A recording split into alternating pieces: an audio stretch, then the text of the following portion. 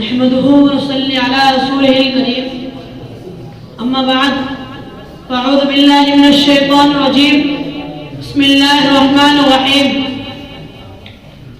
وَسَيُجَنَّبُهَا الْأَتْقَى الَّذِي يُؤْتِي مَالَهُ يَتَزَكَّى۔ حضرت صدر محترم، مہمانان کرام اور رفقائے بزم، تاریخ اسلام اس بات پر شاہد ہے کہ دربار محمدی صلی اللہ علیہ وسلم میں آ کر اقرار محمدی کرنے والے تمام صحابہ رضی اللہ تعالی عنہم صدق و وفا کے پیکر، خلوص و للہیت کے مجسم نمونہ اور راہ خدا بندی میں سب کچھ قربان کرنے کا جذبہ رکھنے والے تھے، مگر ان میں حضرت ابو بکر صدیق کی قربانیاں سب سے زیادہ روشن اور تابناک ہے۔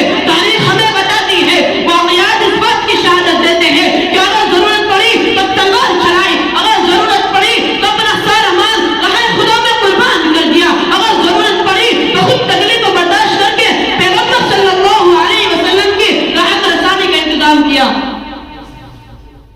الغرض، صدیق اکبر کی پوری زندگی قربانی اور مجاہدہ سے عبارت ہے۔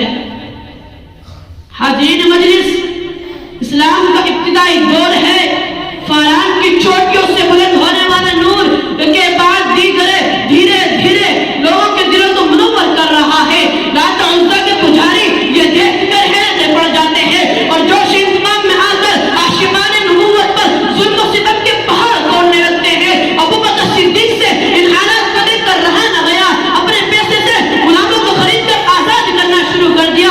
والد ابو قحافہ کہتے ہیں کہ جانے پدر، میں دیکھتا ہوں کہ تم کمزوروں، غریبوں اور غلاموں کو خرید کر آزاد کرتے ہو، کاش تم قوی اور کام کے آدمی کو آزاد کرتے۔ ابو بکر صدیق نے جواب دیا، ابا جان، میں صرف خدا کی خوشنودی کا طالب ہوں۔ خدا کو بندہ خدا کا یہ اتنا پسند آیا کہ قرآن میں تذکرہ کر کے صدیق اکبر کو زندہ جاوید بنا دیا۔ سامعین کرام، اسی پر بس نہیں بلکہ جب ایک قدم آگے بڑھا کر واقعہ ہجرت پر نظر ڈالے تو قدم قدم پر صدیق اکبر کی قربانیاں دکھائی دیتی ہے۔ پورا سفر ہجرت صدیق اکبر کی قربانیوں کا مجموعہ ہے۔ اس سفر میں سب سے زیادہ قربانیاں صدیق اکبر کی ہیں۔ مکہ سے لے کر مدینہ المنورہ تک کا سفر اسلام کی ترقی کا سفر ہے۔ چنانچہ امام تاریخ کے دروازوں پر دستک دیتے ہیں اور پوچھتے ہیں کہ تاریخ ہمیں بتا کہ ہجرت کے لیے اجازت کس نے مانگی تھی؟ اے تاریخ ہمیں بتا کہ ہجرت کے لیے اونٹوں کا انتظام کس نے کیا تھا؟ اے تاریخ ہمیں بتا کہ زاد سفر کا بندوبست کس نے کیا تھا؟ اے تاریخ ہمیں بتا کہ پیغمبر خدا کو اپنے کندھوں پر بٹھا کر غار سور تک کون لے گیا تھا؟ اے تاریخ ہمیں بتا کہ سانپ نے کس کو ڈسا تھا؟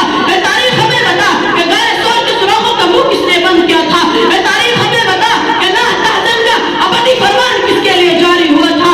اے تاریخ ہمیں بتا کہ 3 دن خطرہ مول لے کر غار سور میں کھانے کا انتظام کس نے کیا تھا؟ تو تاریخ ہمیں جواب دیتی ہے کہ ابو بکر صدیق عبداللہ بن ابی قحافہ کی ذات گرامی ہے۔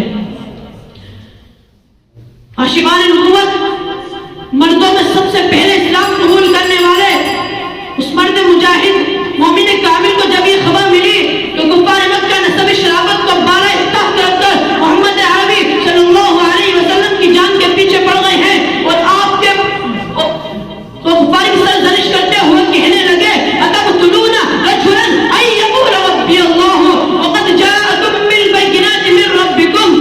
یہ سن کر کفار مکہ کا جوش اور بھڑک گیا اور جوش انتقام میں آ کر پیغمبر خدا کو چھوڑ کر عاشق پیغمبر پر ٹوٹ پڑے اور بدن کا لہو لہان کر دیا۔ میں شیر کے ساتھ اپنی جگہ لیتا ہوں۔ پروانے کو چراغ